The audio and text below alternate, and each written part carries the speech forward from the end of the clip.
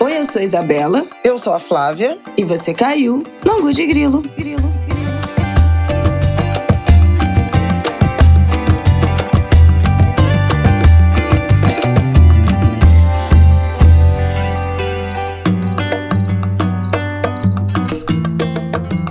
Oi, gente! Boa terça-feira pra vocês!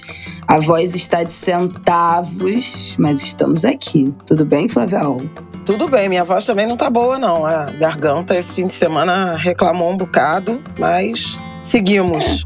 Rio de Janeiro é isso, entendeu? Um dia faz 31 graus, com a umidade a 30%, no dia seguinte está chovendo, mínima de 15 graus, é uma coisa inacreditável. A nossa saúde não existe mais nessa cidade. O Rio de Janeiro está virando São Paulo. Fica aí a minha nota de repúdio. Bom, vamos que vamos abrir esse ângulo falando do tal, né, do 7 de setembro e seus desdobramentos. Acho que a essa altura todo mundo acompanhou, né, tudo que aconteceu, o discurso, as repercussões. Mas acho que vale a gente voltar um pouquinho. Vamos falar sobre a morte da Rainha Elizabeth. Meu Deus, não dá nem pra dizer que ninguém estava esperando, porque 96 anos. Mas todo mundo vivendo, né, esse momento histórico.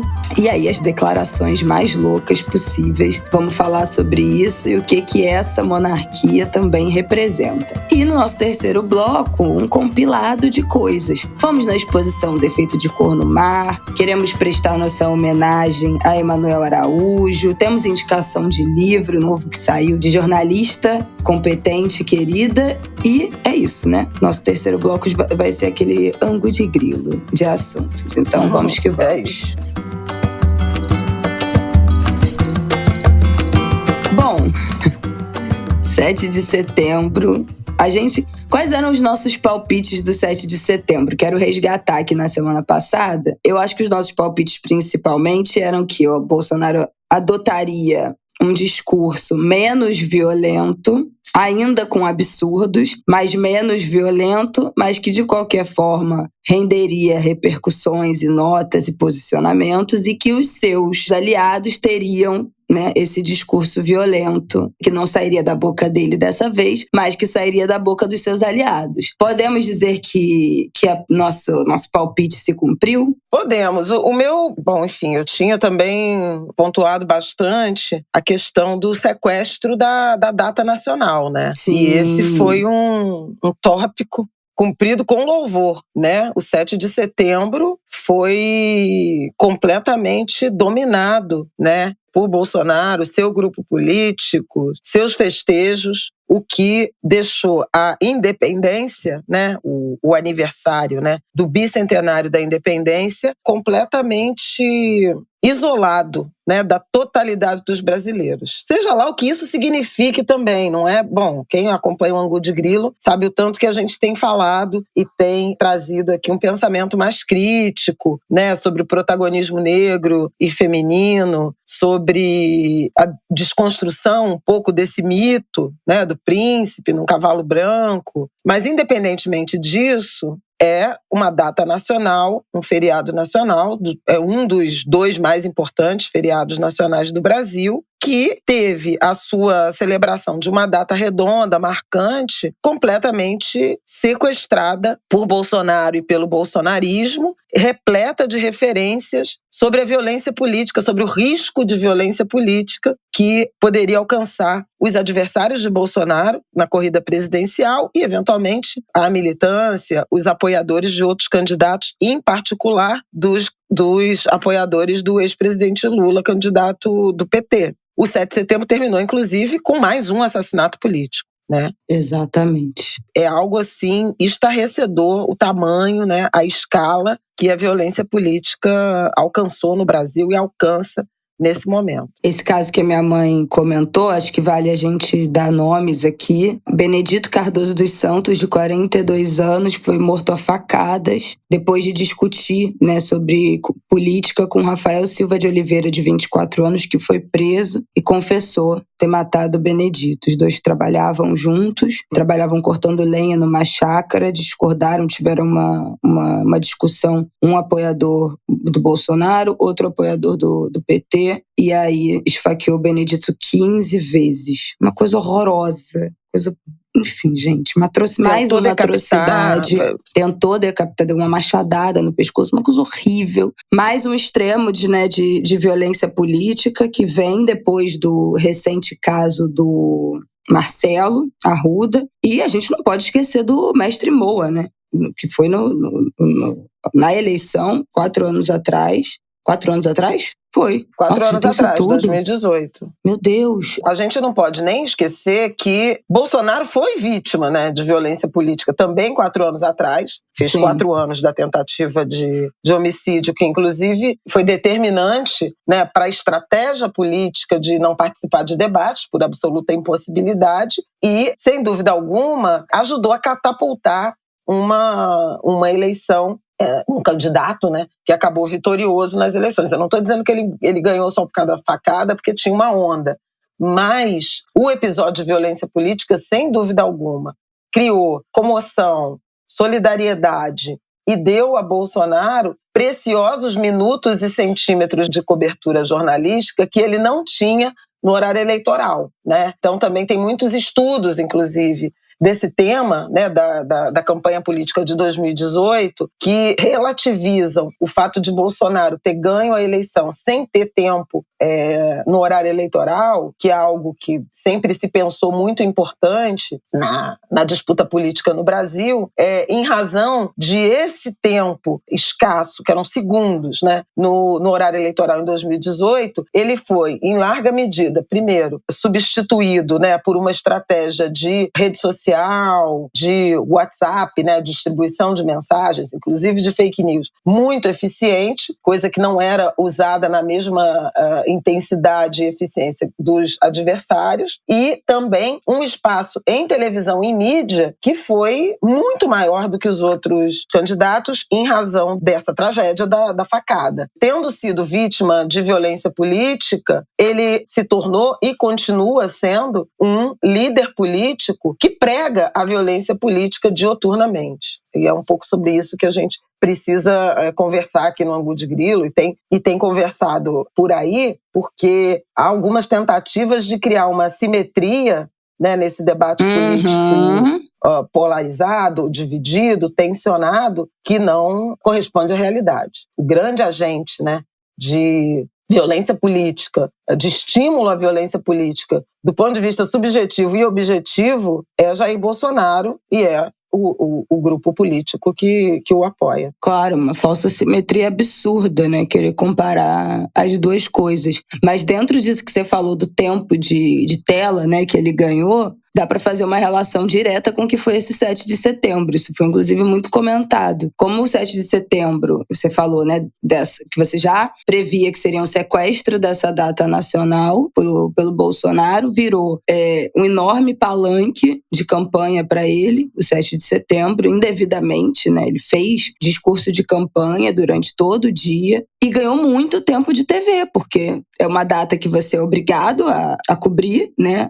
As emissoras são obrigadas a cobrir, são obrigadas a transmitir, tem um discurso do presidente, é algo que é uma agenda nacional que tem a cobertura midiática e foi usada como palanque, como plataforma, né, de discurso de campanha, com muito, obviamente com isso ele ganha muito mais tempo do que os adversários, do que ele teria dentro só do horário da propaganda eleitoral. Então, é isso que se fala quando a gente diz que quem está no controle da máquina pública, né, já tem uma vantagem porque consegue ter esse destaque que os outros não têm. Tanto teve que começou a usar trechos, né, dos momentos do 7 de setembro na propaganda eleitoral e foi proibido. O TSE proibiu, obrigou que tirasse todos os trechos do 7 de setembro de dentro da propaganda eleitoral do Bolsonaro, porque estava sendo usado, né, as imagens daquele dia. E enfim, discurso Exatamente. lamentável. Decisão do ministro Benedito Gonçalves, aliás, um dos poucos negros, né, no Superior Tribunal de Justiça e também integrante do Tribunal Superior Eleitoral, a partir de pedidos da coligação formada por PT, PSB, PSOL e outros partidos, porque era um evidente abuso de poder político, né, poder econômico e político, a apropriação do 7 de setembro pelas campanhas. Depois a gente pode falar um pouquinho de toda a simbologia, né, do 7 de setembro, da campanha e do discurso, ainda muito agressivo, ainda muito violento, embora não com a intensidade ou a franqueza, digamos assim, que a gente viu no 7 de setembro de 2021. Mas aí você falava da decisão do TSE. Para te devolver aqui a palavra, eu só queria lembrar que tem outras 3 ações, quer dizer, já são 3 ações com pedido para apurar o ilícito eleitoral no evento de Bolsonaro no 7 de setembro. É bem complicado, porque o TSE fica numa situação, houve flagrante abuso, mas há um evidente constrangimento, ou um certo temor, até eu diria, de tomar uma decisão mais radical, por exemplo, a impugnação da chapa, e dar munição para discurso e atos golpistas de Bolsonaro. É a democracia no corner, né? O sistema eleitoral e o funcionamento da democracia no corner em razão desse ambiente de ameaça permanente, né? De tensão permanente. Acho que assim, a gente não precisa se estender com o discurso, né? As coisas, as bizarrices que o Bolsonaro falou, o negócio de imbrochável. Gente, enfim, né? A gente já falou isso aqui, essa obsessão pelo fálico dessa gente. Acho que não vale a gente voltar nesse assunto, mas eu queria voltar numa coisa que a gente tratou no ângulo da semana passada, que foi os ataques aos jornalistas. Aqui no Rio de Janeiro foi colocado um grande cartaz, né? Quase um outdoor. Banner, né? Um banner. É um banner, isso, um banner imenso de ataque à jornalista Vera Magalhães. A gente falou semana passada sobre o ambiente, né, de insegurança, de ataques a jornalistas. A gente citou que a Vera foi atacada diretamente pelo Bolsonaro na Band, no debate da Band, e como isso foi um chamariz de ataque à Vera nas redes sociais e também pessoalmente lá no 7 de setembro. Um banner enorme com a foto dela. Ela, obviamente, se manifestou nas redes, disse que vai entrar com processo, querendo mais informações sobre isso. Muitos outros jornalistas, outras pessoas se solidarizaram e a gente entende de novo, né, mais um pouco como é que funciona esse mecanismo, né, essas ações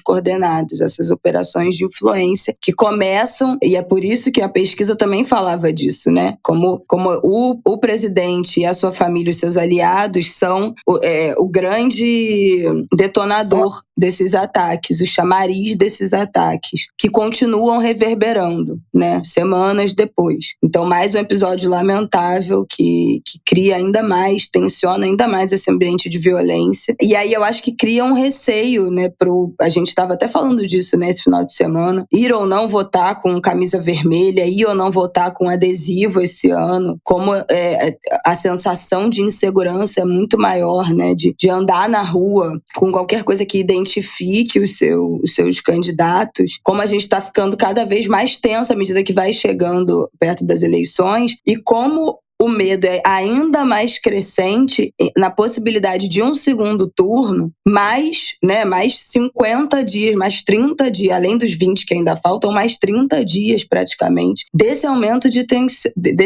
tensão, desse tensionamento, dessa violência. Então, o que mais pode acontecer se estender mais 30 dias desse tensionamento? Mais morte, né? Mais ataque aos jornalistas, mais perseguição. É surreal que a gente tenha chegado a esse ponto. Sobre isso, assim, me parece que eu queria voltar um pouquinho no 7 de setembro e trazer, sobretudo, a debate de violência política que foi contido nisso, né? Afora, obviamente, a apropriação da data foi evidente, né? Pela tribuna ocupada, pelo desfile militar, o desfile militar de Brasília, ele teve até desfiles de tratores que não tem nada a ver com o 7 de setembro, né? A própria composição da tribuna, em que o vice-presidente ficou um passo atrás e ao lado do presidente estava o empresário dono da Havan, né? Bizarro, que ficou gente. separando o Bolsonaro do presidente de Portugal, Marcelo Rebelo de Sousa, que é exatamente o presidente de Portugal, né? Na celebração do bicentenário da independência. Bizarro. Numa sinalização. Bizarro. Pois é, uma sinalização muito nítida, não verbal, mas nítida de quem são os aliados que Bolsonaro quer exibir e alardear, né?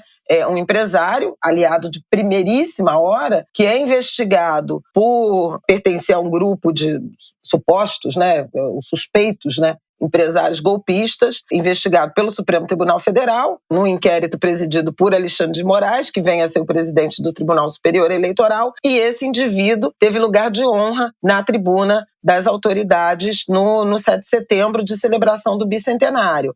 É um recado. No Rio de Janeiro, Daniel Silveira também compartilhou, esteve no palanque, que vem a ser o deputado condenado a 8 anos por ataques às instituições democráticas e a ministros do Supremo Tribunal Federal, incluindo Alexandre de Moraes, e que teve aquele perdão, né, assinado por Bolsonaro antes mesmo do início da pena. Aliás, Daniel Silveira, na semana passada também, teve a candidatura, o registro de candidatura negado pelo Tribunal Regional Eleitoral, pelo entendimento de que os efeitos secundários daquela condenação não são alcançados pelo perdão presidencial. Esse indivíduo também estava no palanque e na tribuna da celebração do bicentenário no Rio de Janeiro, de onde Bolsonaro se retirou para discursar num carro de som e fazer um discurso extremamente violento aqui no Rio, falando em extirpar a esquerda e Lula em particular da vida pública. É um nítido, evidente recado e mandato, né, de violência política. Em Brasília, ele também fez referências, além das críticas à esquerda e tudo que ele faz, além desse machismo, dessa misoginia, né, contida no imbrochável, no coro que ele próprio puxou, mas se referir a Michele como princesa e como referência de mulher, de Deus e da família, exclui as mulheres brasileiras que não têm esse perfil, essa visão, essa religiosidade, esse modo de vida. Então, notas, né? Muitas notas de supremacia, da supremacia branca, que está muito presente nessa ideologia, nesses grupos políticos de extrema-direita, mas falou também em lançar um segundo mandato, adequar essas forças, não com essas palavras, mas adequar as instituições às 4 linhas da Constituição, como ele entende que sejam as 4 linhas da Constituição. Ele disse: vocês já sabem o executivo que vocês têm, vocês sabem a Câmara dos Deputados que tem, o Senado que tem e o Supremo Tribunal que tem. Num evidente recado de ameaça de enquadramento dessas instituições. Lembrando que do desfile militar em Brasília não participaram, né, não compareceram nem o presidente da Câmara, Arthur Lira, nem o presidente do Senado, Rodrigo Pacheco, nem o presidente do Supremo Tribunal Federal, o ministro Luiz Fux. Até hoje, segunda 12, que é quando a gente está gravando, porque no fim da tarde de hoje, a ministra Rosa Weber assume a presidência do Supremo Tribunal Federal. Então, assim, Bolsonaro saiu daquela tribuna de honra, foi discursar também num palanque de campanha, mas, obviamente, a fusão, o público era o mesmo, né? E a fusão do dinheiro público, da cerimônia pública, da cerimônia da celebração de Estado com a campanha eleitoral do presidente da República foram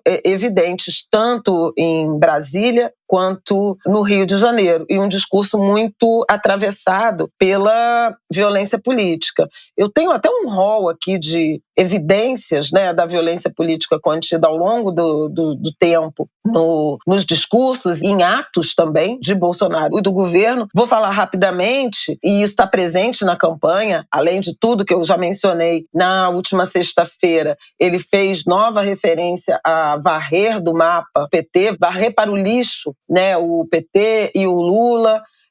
Ele voltou a repetir o discurso de radicalismo, de extremismo religioso, falando de uma luta entre o bem contra o mal, entre o bem e o mal, né? A própria Michele Bolsonaro já protagonizou alguns episódios falando de um palácio, né, de sedes do governo consagrados ao demônio, compartilhou mensagens de racismo, a intolerância religiosa, a ideia de demonizar os adversários, tudo isso é conteúdo de muita violência. A gente já teve episódios de ataques a candidatos, não apenas Lula, né, cercado em Campinas, mas Ciro Gomes, num evento do agro em São Paulo, também cercado, também ofendido. Drone lançando um líquido que inicialmente acreditou-se que era fezes, mas era um agrotóxico, lançado contra militantes do PT que esperavam Lula, e Alexandre Calil, ex-prefeito de Belo Horizonte, candidato ao governo de Minas, em Uberlândia. O assassinato de Marcelo Arruda, que nós já mencionamos aqui, lá em Foz do Iguaçu, tesoureiro do PT no Paraná. O assassinato, agora, na semana que passou, do Benedito, e no Mato Grosso, né, Benedito Cardoso dos Santos.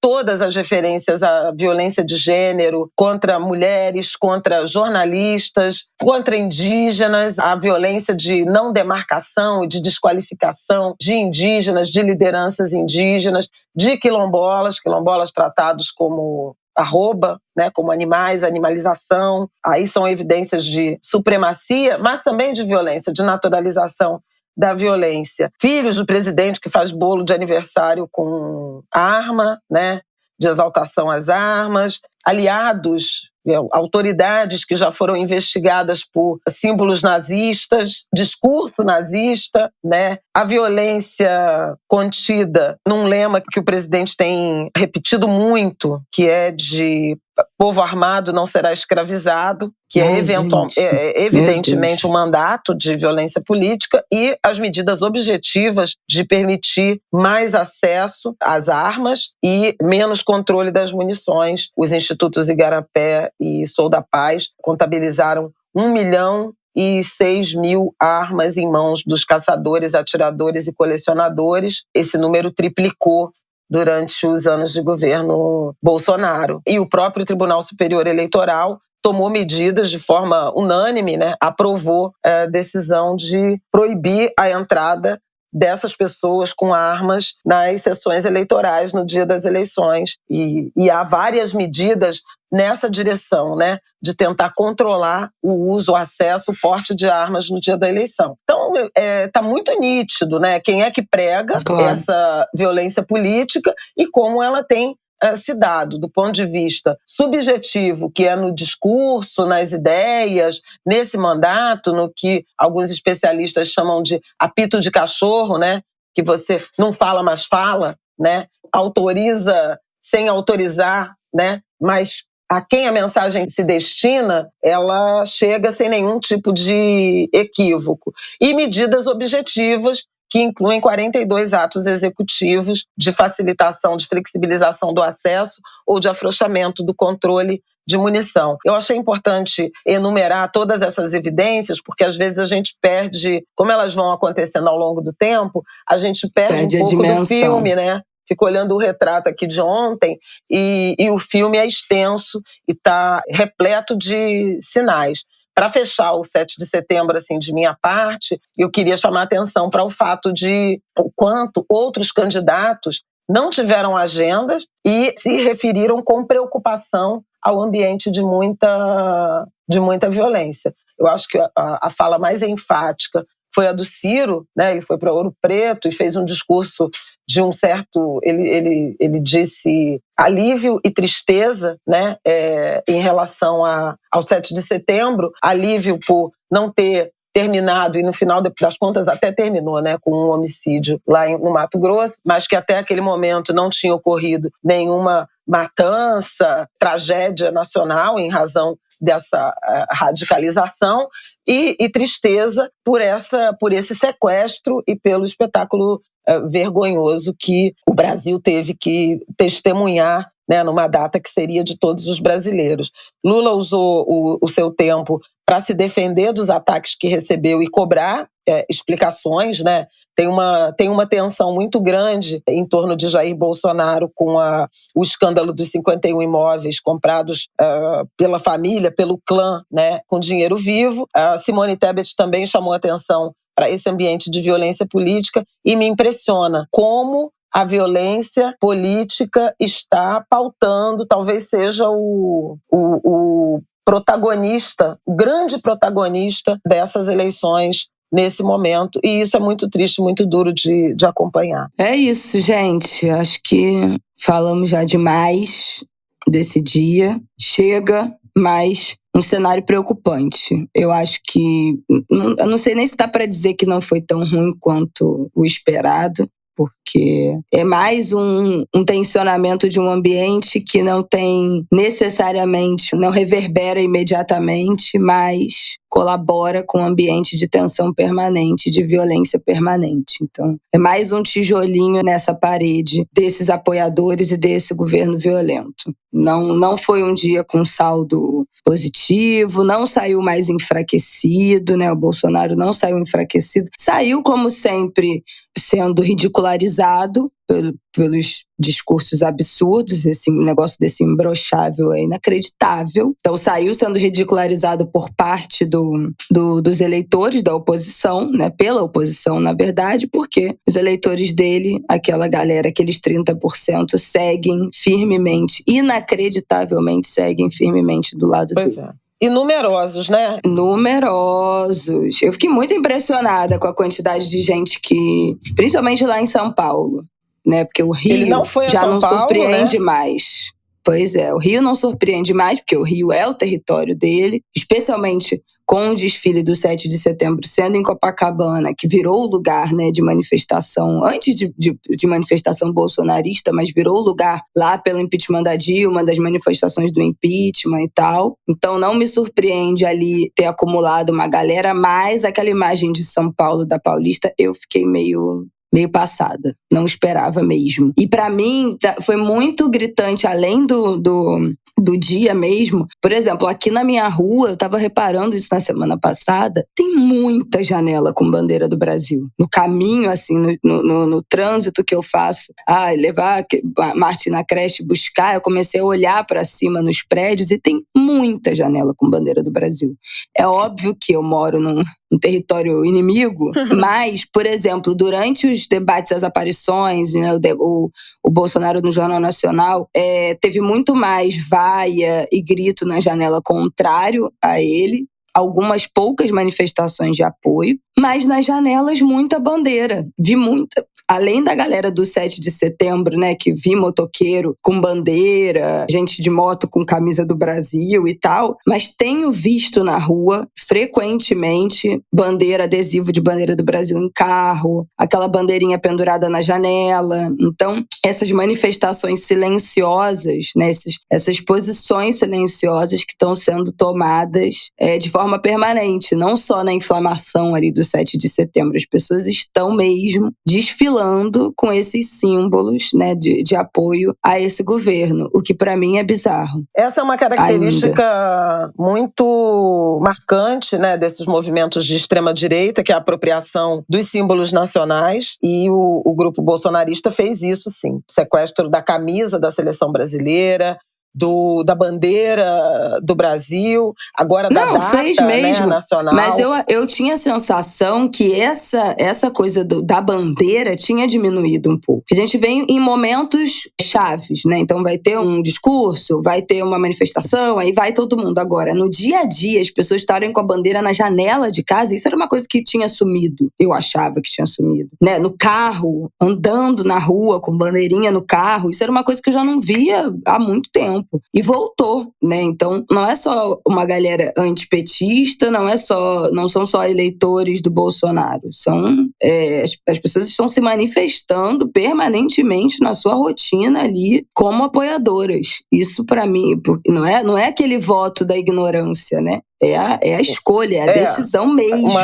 Agora, é curioso porque a gente também tem testemunhado algum momento, não sei se certamente não bem sucedido, mas tentativas, né, de reapropriação dos símbolos, e o Rock in Rio foi um ótimo exemplo. Pois vamos deixar para falar no nosso terceiro bloco disso. Tá. Então deixa eu só terminar aqui disso que você está falando em relação ao tamanho, né, do bolsonarismo, porque me parece que, obviamente, Bolsonaro quer um segundo turno, tem ainda alguma esperança, embora não seja o que as pesquisas mostram, mas alguma esperança de ganhar a eleição, de ter direito aí ao a um segundo mandato. As pesquisas não mostram, e uma característica também do 7 de setembro foi a tentativa de desqualificação das pesquisas, né?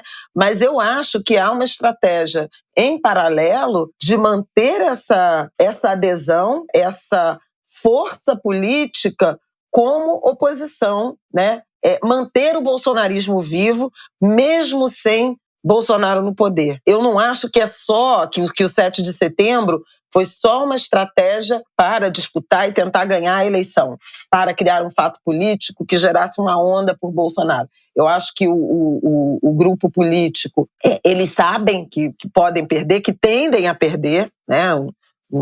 Falando aqui de hoje, 12 de setembro, a tendência é que ele perca no primeiro ou no segundo turno, cada vez mais possibilidade de ter um segundo turno, mas enfim, primeiro turno é decidido na semana final da eleição. Mas de ser derrotado no primeiro ou no segundo turno, mas ainda assim ter uma liderança, uma base de aliados e um eco, né, popular que mantenha Bolsonaro como um líder político relevante da extrema-direita e capaz de querer retornar ao poder a partir do sucesso ou não de um governo que tudo indica que será de Lula. É uma estratégia muito assemelhada ao que Donald Trump faz nos Estados Unidos. Está vivíssimo, é favoritíssimo a ser candidato em 2024, não, 2020, a gente está em 22. 2022. 24, candidatíssimo a ser o representante republicano na disputa presidencial, se ele não for preso, né? Tanto que tem investigações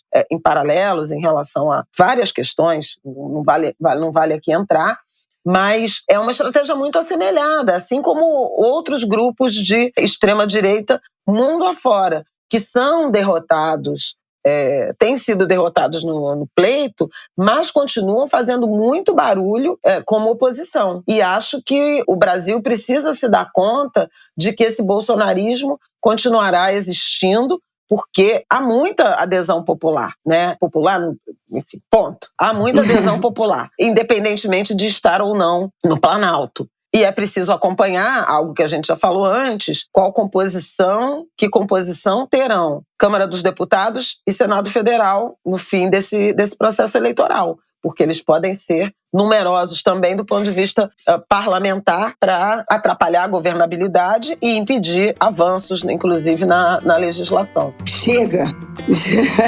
Vamos para o nosso próximo bloco, gente, pelo amor de Deus. Ficou com Deus Rainha Elizabeth, 96 anos, morreu, né? Na última, que dia que foi mesmo? Foi no dia 8, foi no dia seguinte ao 7 de setembro. Ah, foi na quinta-feira. Já amanhecemos, né, com a notícia de que a família tinha toda sido chamada a comparecer ao castelo, que os repórteres da BBC já tinham trocado suas roupas, trocado as gravatas por roupas pretas, e a informação inicial é que ela estava num momento agudo de preocupação de saúde, mas, enfim, o que se supõe é que provavelmente ela já tinha morrido e, né, tem todo um ritual, tem todo um processo a ser cumprido a partir disso, e aí estavam segurando a notícia que saiu ali por volta das 3 horas, né? 2h30, 3 horas no horário aqui de Brasília. No meio da tarde. E aí, toda sorte de comentários, né? Ô, Isabela, posso fazer um breaking news aqui? Deixa eu fazer um breaking news. Marina Silva anunciou apoio ao ex-presidente Lula, né, 13 anos depois do rompimento com o PT. Eles se encontraram no domingo. Ela entregou uma carta com compromissos que gostaria que a campanha, que a chapa, assumissem no que diz respeito à agenda ambiental. Ela que é candidata a deputada federal por São Paulo, justamente porque decidiu, como parlamentar, né, se eleita, fazer frente a essa agenda, né, de conter retrocessos ou avançar na questão ambiental, da sustentabilidade na agência, no enfrentamento às emergências climáticas.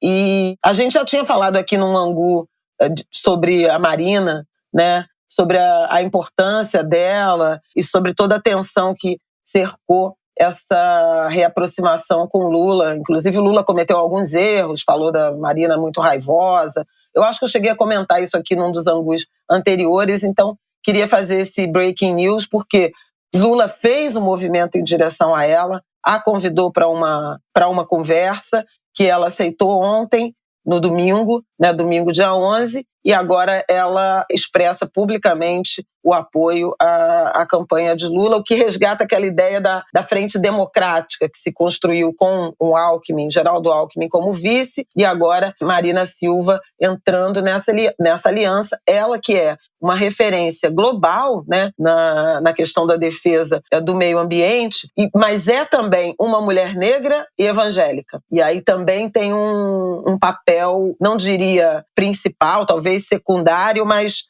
importante nesse enfrentamento também, no que diz respeito à aproximação, né, da campanha do PT, do Lula, PT-PSB, com a questão dos evangélicos, que também tem sido apropriado, né, pelo presidente Jair Bolsonaro com um discurso de guerra religiosa.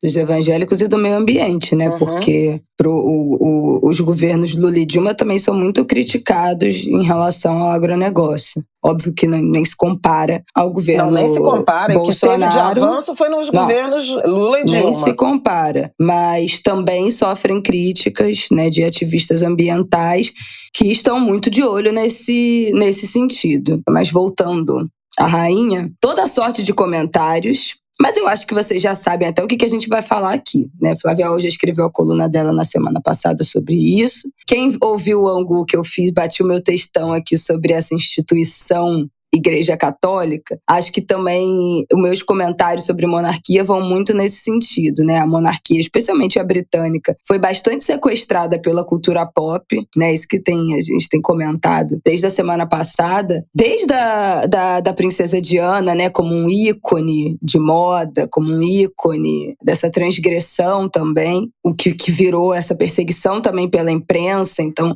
a monarquia, esses símbolos já tinham sido apropriados pela essa cultura pop, não só de fashion, mas de fofoca, né? Como virou um assunto, uma família que é simplesmente uma tradição, virou um assunto de página de fofoca, de tabloide. O príncipe Harry, durante muito tempo também, né? Durante a sua juventude e adolescência, porque era pego fumando maconha, era pego pelado, e aí virava notícia nos tabloides, meu Deus do céu. E que outras monarquias do mundo não são, né, esse ícone pop. A Espanha tem rei, tudo bem que muitos não têm a projeção e não é só projeção, mas a importância, eu acho que também política que tem a monarquia britânica. Mas a Espanha tem rei, Portugal tem rei, Holanda tem rei, todos eles têm família real, que são conhecidos dentro dos próprios países, mas não tem essa projeção. Não, Portugal tem que a monarquia britânica tem, né? Portugal não tem rei, não. É rei tipo do rei do Brasil? É tipo a família real do Brasil? Eu achei que tinha rei de verdade. Ele tem um chefe da Casa Real, mas não é... Não é uma monarquia, entendeu? Entendi. Não é uma monarquia, é uma república. Há 111 anos é uma república. Então não tem nenhuma conexão também, com o poder, diferente do Reino Unido e outros. E tem a monarquia britânica Japão também virou... tem rei, né? Japão tem imperador, né? Tem imperador também. Também virou... Bom, Coreia do Norte também. Enfim, whatever.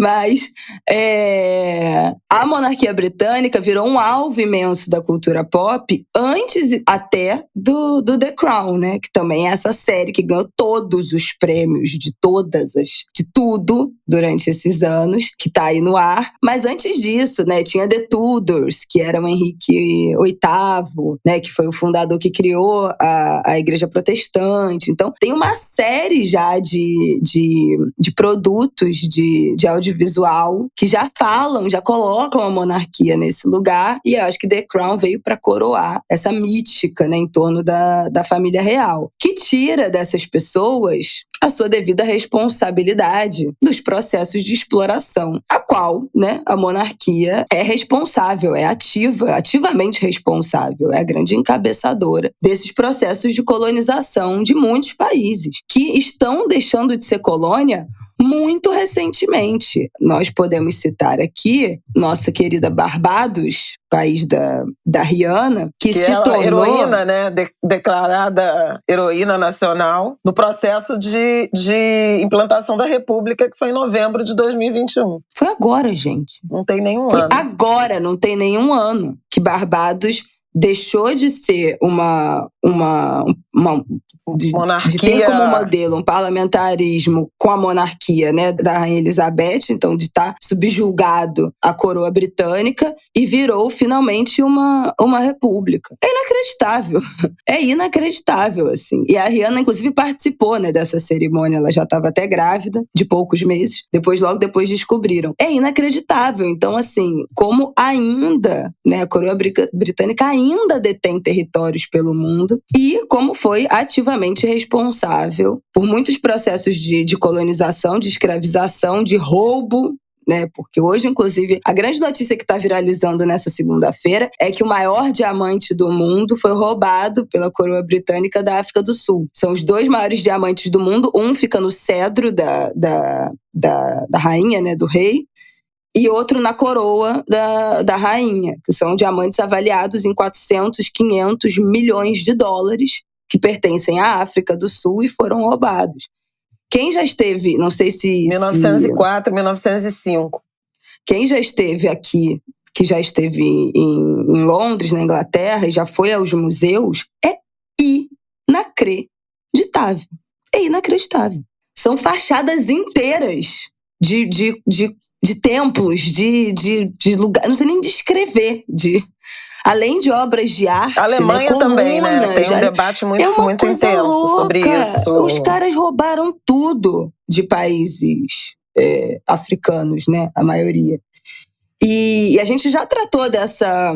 Portugal com o Brasil também, né? O ouro. Sim, a gente já tratou disso aqui no Angu, porque teve um movimento há um tempo atrás dos países africanos, já existe esse movimento, né? Reivindicarem a devolução dessas obras, e a Alemanha tinha anunciado que ia devolver algumas das coisas, acho que foi até para a Nigéria na época. Não, Namíbia. Acho que a Alemanha foi para Namíbia. Tem esse movimento. No Pantera Negra também tem essa cena, né, que trata disso, que é o Michael B. Jordan, eu já não me lembro mais o nome do personagem, que ele vai num museu na Alemanha, se eu não me engano, ou é em Londres, não me lembro. Acho que eu tô tendencionada, mas acho que é na Alemanha. E ele fala que isso é do nosso povo, isso pertence a gente, isso não é de vocês. E rouba uma das coisas que tá...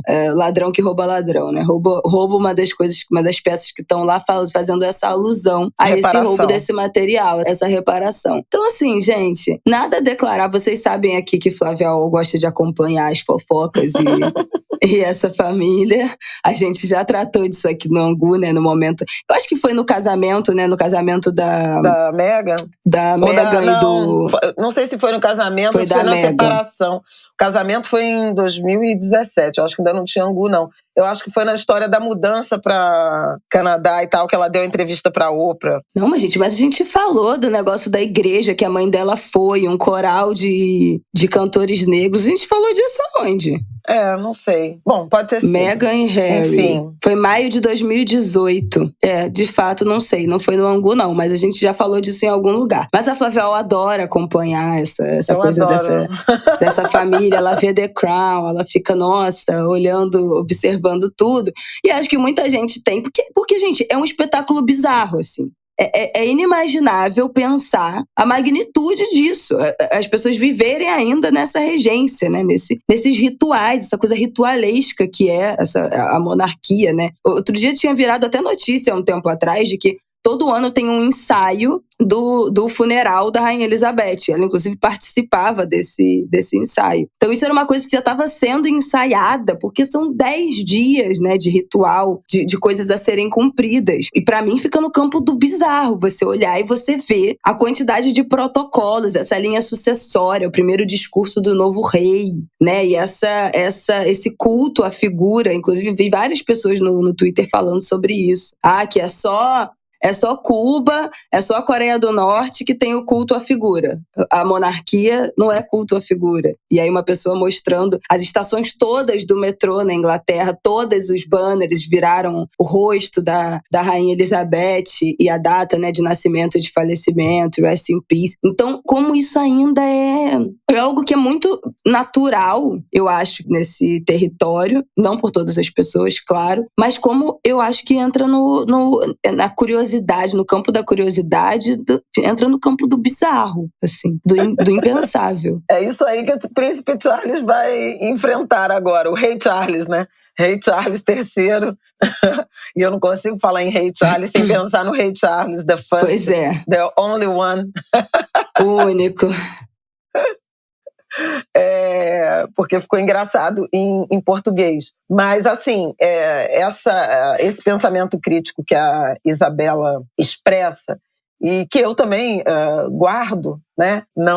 Acho que vai ser o grande desafio desse reinado, né? Depois de 70 anos de Rainha Elizabeth. Eu escrevi até um texto no Globo e comentei na Globo News também na quinta-feira, porque achei que a repercussão foi muito acrítica na direção do significado da monarquia, do anacronismo que é, né, essa estrutura num mundo, enfim, tão marcado pela desigualdade e tão carente de democracia, né, de participação mais ampla. Então, eu até construí um artigo um pouco nessa ordem para apresentar contradições que também são minhas, porque eu adoro as tramas folhetinescas que cercam a família real. E isso envolve, obviamente, um casamento com a mídia, né, com a indústria cultural, que em alguma medida seduz, retrata, potencializa esses símbolos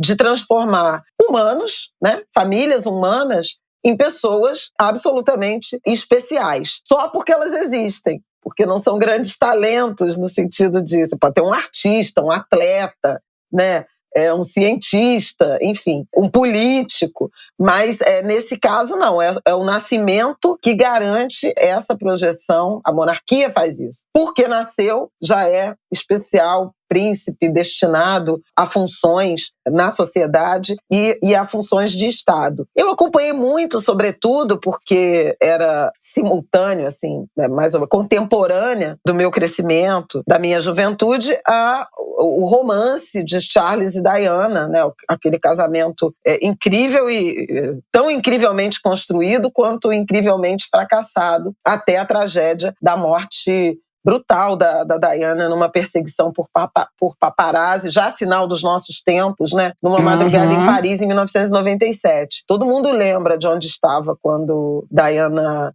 morreu, quem era nascido naquela época, e, inclusive, o quanto a rainha perdeu popularidade por ter, no primeiro momento, se mostrado absolutamente indiferente e depois se rendido. Isso está aí em vários filmes, e eu assisto todos, e leio, e acho curioso. Então, esse é um primeiro ponto. Quando eu viajo, visito esses museus, visito, na medida do possível, quando eu costumava viajar. Já foi no Palácio de Buckingham? Eu já fiz a visita de verão no Palácio de Buckingham, assim como fiz visita ao Palácio de Versalhes também, né? Da antiga monarquia francesa. E aí você entende por que o povo, eventualmente, no caso da França, se rebelou, né, e decapitou todo mundo, porque, assim, é uma coisa absurda. Errados, né? não estavam.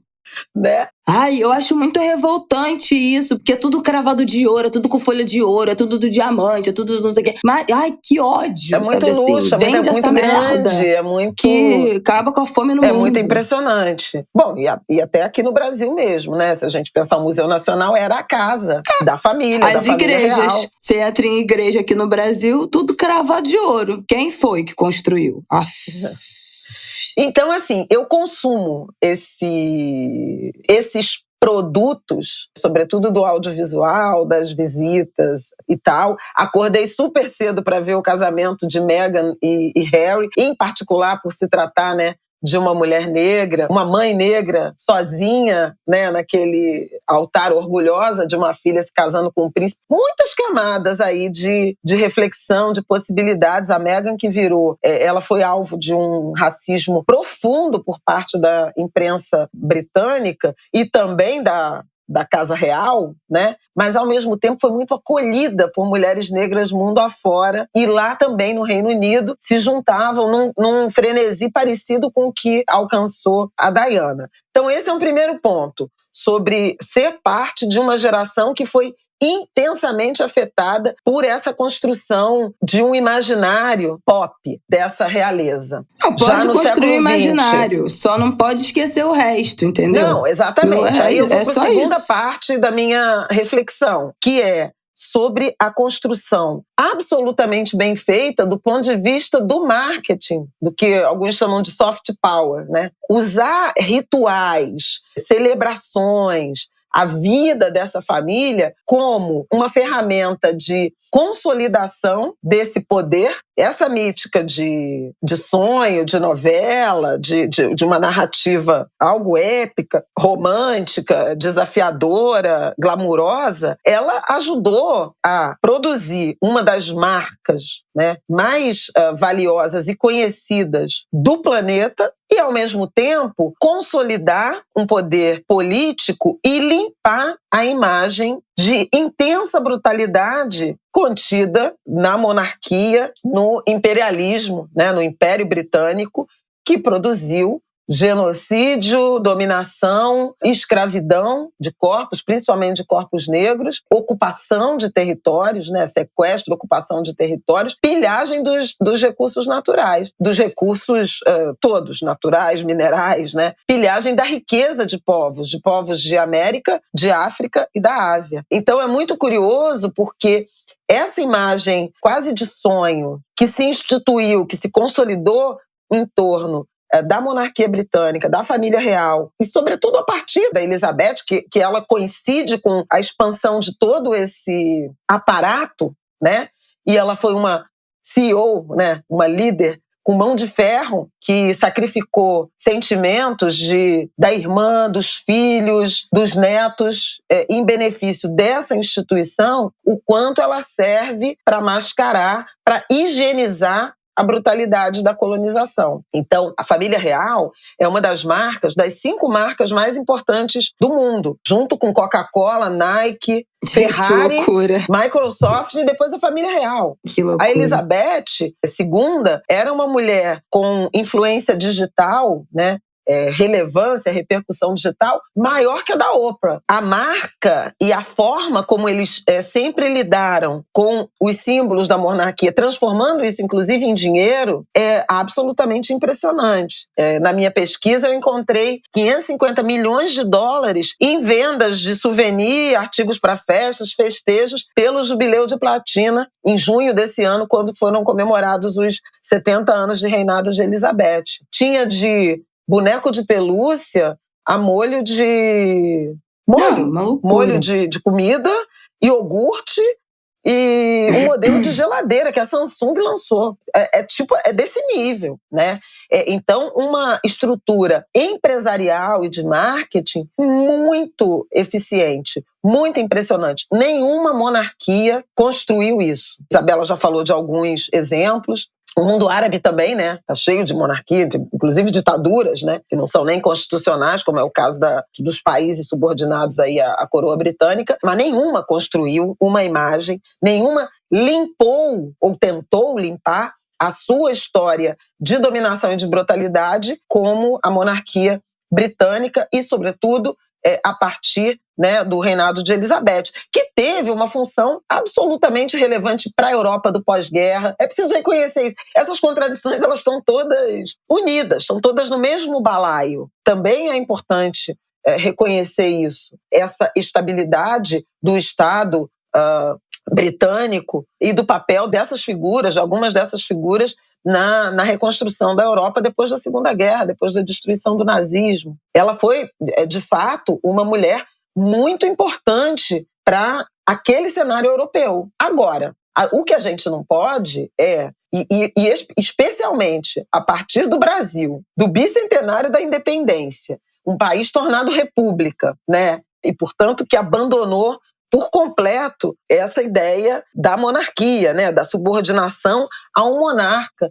A gente fazer uma louvação, uma expressão de lamento pela morte dessa líder global de uma forma tão acrítica a ponto de a gente ficar, enlutado por uma monarquia que não temos e não queremos ter mais, né? E aí chamar atenção para esse passivo da brutalidade do Império Britânico que não foi reparado durante os anos de Elizabeth. E esse passivo, ele está sendo cobrado. É muito curioso, quer dizer, já vinha sendo crescentemente, mas com a morte dela, e a partir depois daquela onda de comoção mais intensa, a própria imprensa brasileira está mencionando. Então, por exemplo, a Austrália é um dos países, né, que estão subordinados, né, são monarquias subordinadas à coroa britânica. Há movimentos de emancipação lá. A Jamaica é outro. Isabela falou de Barbados, né?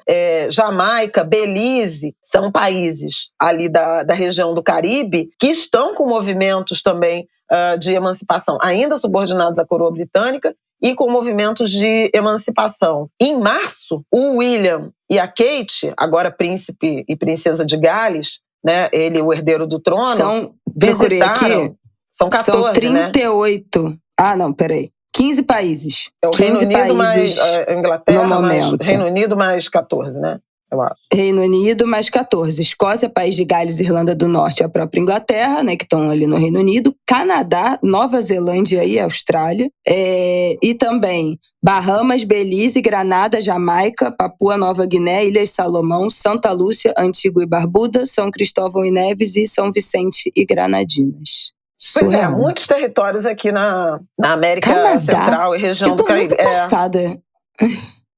Canadá é monárquico. Tanto que quando Meghan e Harry decidiram se mudar, né, eles foram para o Canadá e eles iriam morar no Canadá, mas mantendo os títulos, né, de Sua Alteza Real, não sei o quê, porque a monarquia os sustentaria no Canadá. Só que aí descobriram que não iam ter direito a nada. Aí eles abriram mão dos títulos e foram morar nos Estados Unidos, onde se sentem mais seguros. Meghan é americana, enfim. Mas o Canadá é. A Austrália tem um movimento forte, né, dos povos nativos. Bom, Canadá, outro dia a gente comentou aqui do Papa se desculpando, né, sobre a opressão aos povos nativos, lembra? E nossa, a Jamaica, que eu queria falar Pois é. Muito caso de os indígenas norte-americanos, né, os povos originários, foram dizimados também. Exatamente. Não só nos Estados Unidos, mas também no Canadá. E ainda hoje tem muita luta por terra. Então, mas aí eu queria falar do caso da Jamaica, porque em março o William e a Kate foram à Jamaica, foram a alguns territórios do Caribe, Belize também, como numa viagem de um roteiro de visita aos súditos, né, aos países ainda subordinados à monarquia, como celebração dos 70 anos da rainha, de reinado, né, de Elizabeth II. E enfrentaram manifestações. Na Jamaica foi assim,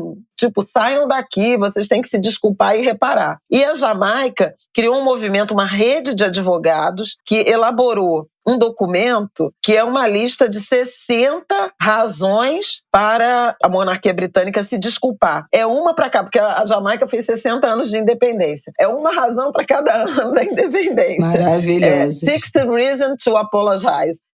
Eu vou até te mandar isso, porque eu acho que vale a pena a gente botar Vamos botar aqui na nossa sinopse.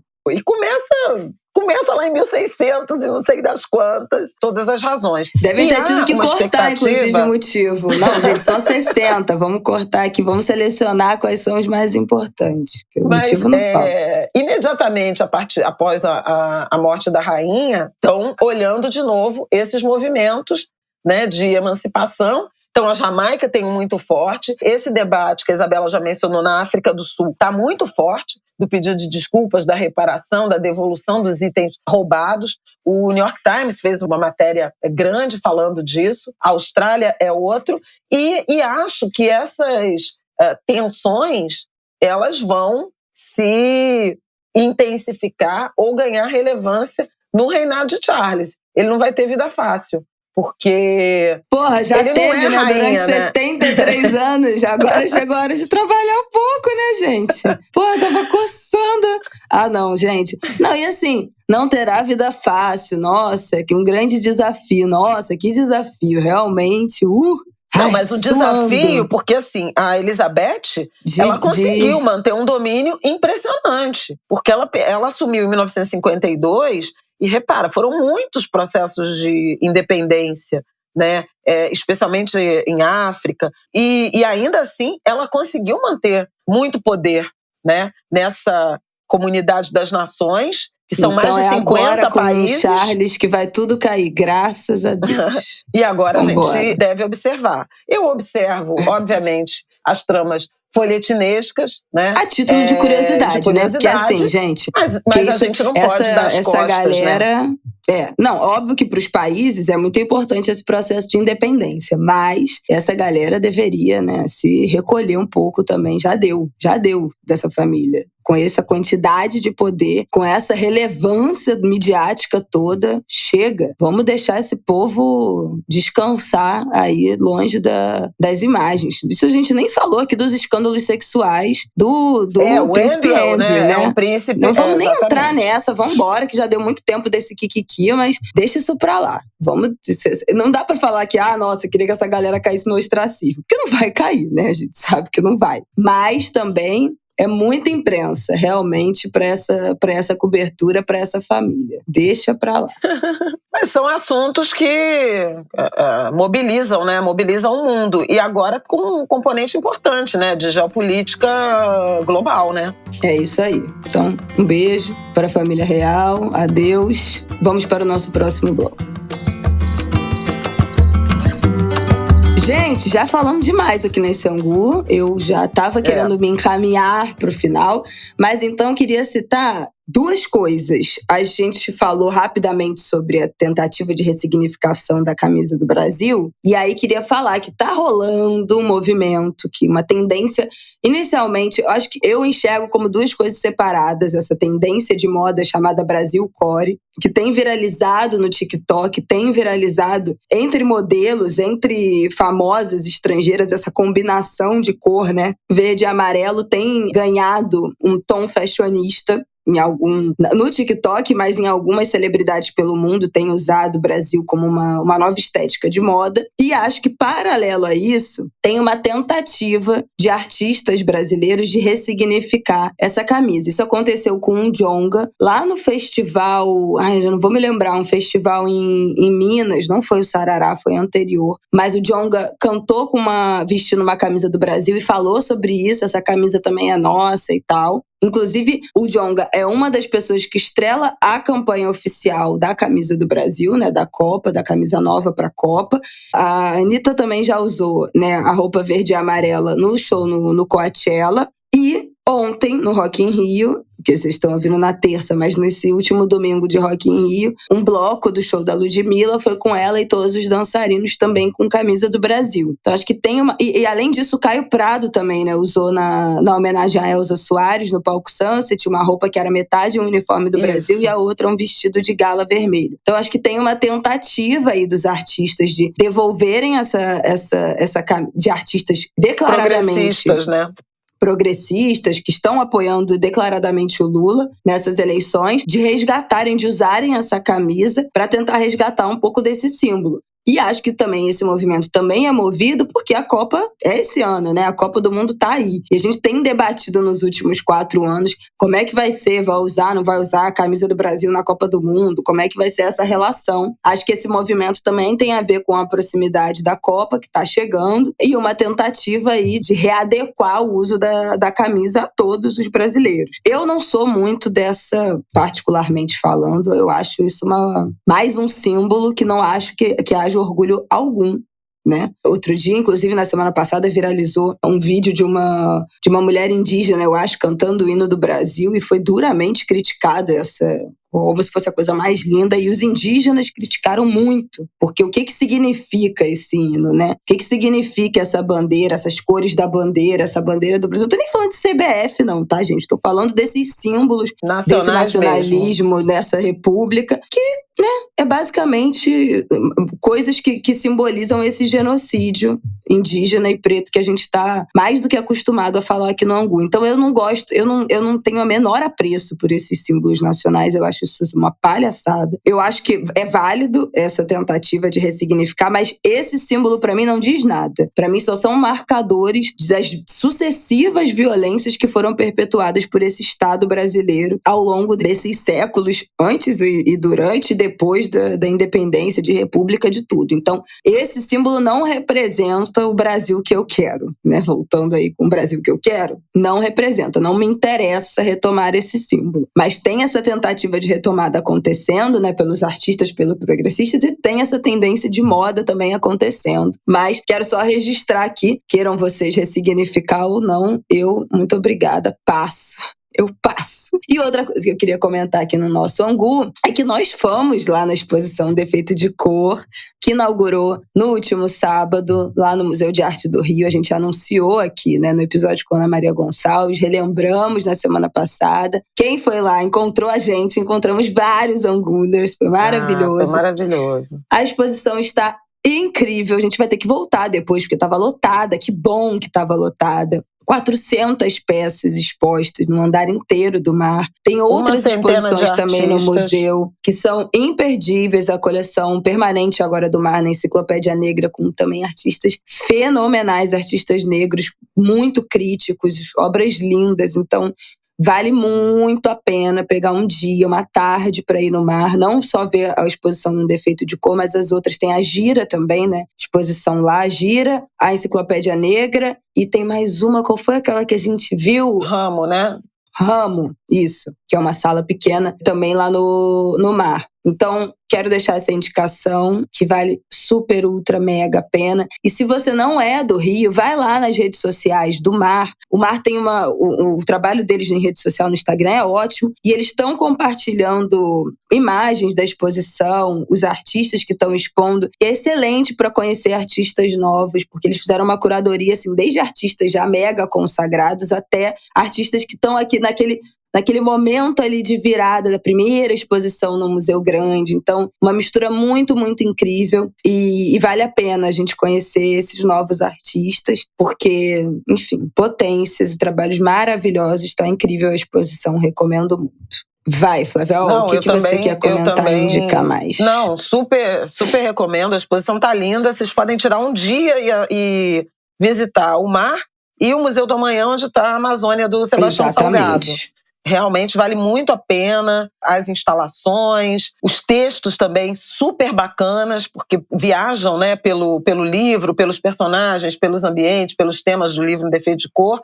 E uma curadoria muito sensível do Marcelo Campos, da Amanda Bonan, do Ayrson Heráclito e a participação da própria Ana Maria Gonçalves. Tá lindo e o Museu do Amanhã também tem o Sebastião Salgado, então vale a pena passar um dia por ali, na região da Praça Mauá, no Porto do Rio. A indicação que eu queria fazer é do livro da Juliana Dalpiva, O Negócio do Jair, a História Proibida do Clã Bolsonaro. Juliana, que tem, nos últimos 3 anos ou mais, se dedicado a um jornalismo investigativo de altíssima qualidade. Ela também fez o podcast sobre a história, sobre a construção, né, dessa figura de Jair Bolsonaro. E o livro está sendo lançado, aliás, já foi pirateado. Eu queria até fazer esse apelo. É um apelo que ela fez e que eu acho que vale a pena, para não distribuir, né, PDF de livro. O autor se remunera desse jeito. Então, é um livro que está sendo lançado. Vamos tentar não dar corda, né, para essa prática que machuca muito a indústria. Mas acho que vale muito a pena. A Juliana também é a que publicou, né, as matérias recentes sobre os negócios imobiliários. Foi uma investigação que não ficou pronta a tempo de estar incluída no livro. Então, além do livro, vale a pena acompanhar o trabalho da Juliana. O podcast chama A Vida Secreta de Jair. Queria dar essa indicação. Então vou aproveitar para indicar também um podcast que eu ainda não comecei a ouvir, mas meu digníssimo esposo, que ouve todos os podcasts de política, já ouviu, disse que é ótimo, então estou repassando a indicação dele, que é um podcast documental, uma série chamada Passado a Quente. É um podcast do Spotify que é dedicado a tentar entender os últimos anos. Então ele pega desde 2013 até 2022. Cada ano é um episódio para entender o que aconteceu, né, desde aquelas manifestações de junho, lá de 2013, depois a Dilma ganhando a eleição em 2014, 2015 aquele ano conturbado, 2016 o golpe, 2017 aquele ano de governo Temer, 2018 a eleição do Bolsonaro. Então, o que aconteceu? Como é que chegamos até aqui? Acho interessante para a gente ouvir nesse período eleitoral, porque tudo está conectado, né? Óbvio, a gente fala muito disso aqui no Angu. Passado a Quente. Podcast no Spotify. Isso. Eu tenho, aí não é dica cultural, mas acho que é importante a gente mencionar a cartilha sobre violência política, um guia prático de proteção à violência política para defensoras e defensores de direitos humanos, que foi lançado na semana passada pelo Comitê Brasileiro de Defensores e Defensoras de Direitos Humanos, o CBDDH, é um conjunto de organizações. E esse guia é um livro, na verdade, tem quase 60 páginas, com orientações sobre o que é e como agir, né, em caso de violência. Eu acho que esse trabalho, assim como o livro da Juliana, se irmana aí no nosso debate desencadeado pelo 7 de setembro e por tudo isso que a gente está vivendo em termos de violência política. Para não dizer que não falei de flores, poesia numa hora dessas, mas eu recebi, já tem um tempo, mas andei lendo só por agora, o livro Poesia Completa de Alberto Caeiro, que era um dos heterônimos do Fernando Pessoa. Ai, gente, que livro lindo, viu? Poesia é tudo na nossa vida. Isabela não curte muito poesia. Não, não é a minha praia. Olha que lindo isso. Eu queria ter o tempo e o sossego suficientes para não pensar em coisa nenhuma, para nem me sentir viver, para só saber de mim nos olhos dos outros, refletido. Com essa finalizamos esse episódio? Não, com essa finalizamos não. Finalizamos com uma homenagem ao querido Emanuel Araújo, que eu conheci só à distância e lamento não ter tido a possibilidade de uma longa conversa, um café, um almoço, mas que precisa ser reconhecido como o gênio que foi. Artista plástico, escultor, curador, colecionador de arte, talvez um dos maiores, ou talvez o maior incentivador e ator para construir a relevância da arte afro-brasileira, das artes visuais de negros e negras brasileiras. Ele é autor de um livro, na verdade, uma obra vastíssima, volumes, chamado A Mão Afro-Brasileira, que faz esse inventário, né, da contribuição, do protagonismo dos negros na arte. Emanuel Araújo nasceu num 15 de novembro, em Santo Amaro da Purificação, é, portanto, filho do recôncavo baiano, como somos todos nós, aqui dos Oliveira.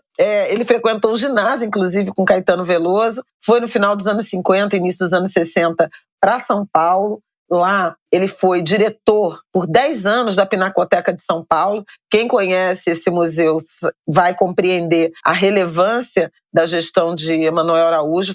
Foi durante a direção, a gestão dele, que a Pinacoteca sofreu a reforma que a transformou na Pinacoteca que conhecemos e que se tornou um dos museus mais visitados de São Paulo. Por lá já passaram também, depois já da saída dele, mas exposição individual de Rosana Paulino, de Grada Quilomba, Então, assim, é um museu que se tornou absolutamente importante para São Paulo, para o Brasil e para os artistas negros. E o Emanuel, no governo da Marta Suplicy, ajudou a fundar e foi curador até o dia da sua morte do Museu Afro-Brasil, que é outra maravilha de São Paulo, que fica ali no Ibirapuera. Já visitei com Isabela, né, Isabela? Foi, né?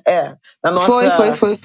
Numa das nossas viagens a São Paulo. É uma coleção impressionante, né, de escultura, de pintura, de objetos, né, da produção mobiliário, da produção artística, né, de negros e negras brasileiras. O Emanuel Araújo morreu naturalmente, de causas naturais, estava produzindo, estava planejando uma exposição para o início do ano que vem, em contato com galerias, inclusive do exterior. Morreu no 7 de setembro. E é curioso, né? Todo mundo chamou atenção. A gente vai compartilhar um artigo, principalmente o artigo o obituário da Folha e o artigo que o Hélio Menezes, que é curador da Bienal esse ano, que foi curador da exposição Memórias Afro-Atlânticas, que volta e meia a gente comenta aqui, todo mundo mencionando a coincidência de esse homem ter nascido num 15 de novembro e ter morrido num 7 de setembro. 2 datas nacionais em que a gente vai,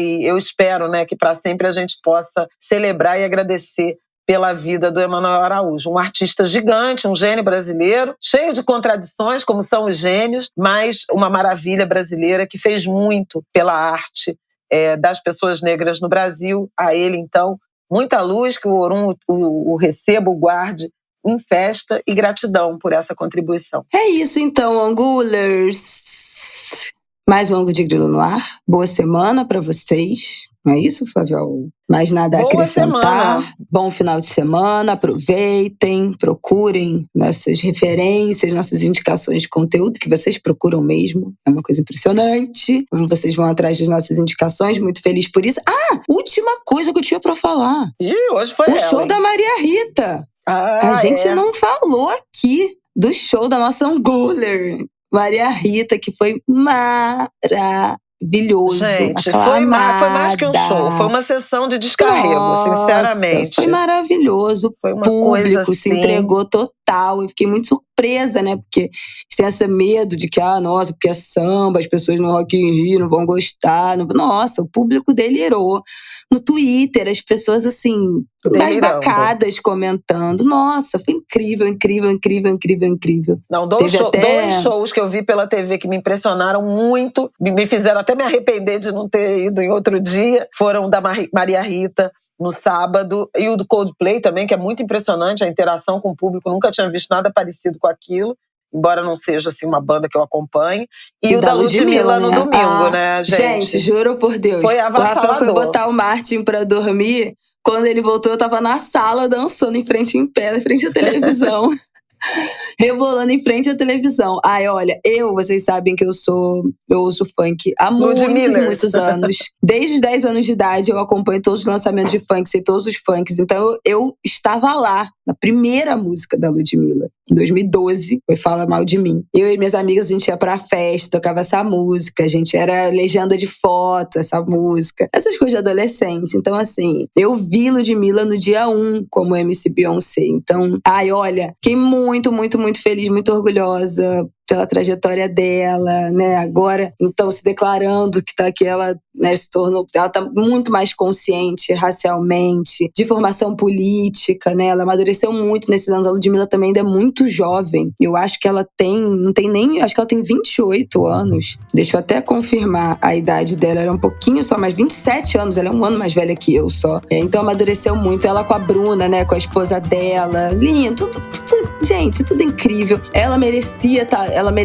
não só merecia, mas ela tem repertório e ela tem bagagem pra sustentar ter estado naquele palco mundo, né? Só o racismo explica porque que a Ludmilla não foi pro palco mundo. Só o racismo. Não tem nenhuma outra explicação. Além de racismo e preconceito com o tipo de funk que ela faz, tipo de música que ela faz. Mas ela merece tudo. Foi incrível, foi maravilhoso, maravilhoso, maravilhoso. Enfim, não vou me estender, mas palmas Ludmilla e Maria Rita. E é isso, Angulers, um beijo. Até semana que vem. Não, foi muito incrível. Acho que ela gastou 2 milhões de reais 2 na milhões estrutura. de reais. Teve mais. isso. Entregou, investimento. gastou, entregou. Fez história. É isso. Um beijo, queridos. Até. Um beijo. Até terça. Boa semana.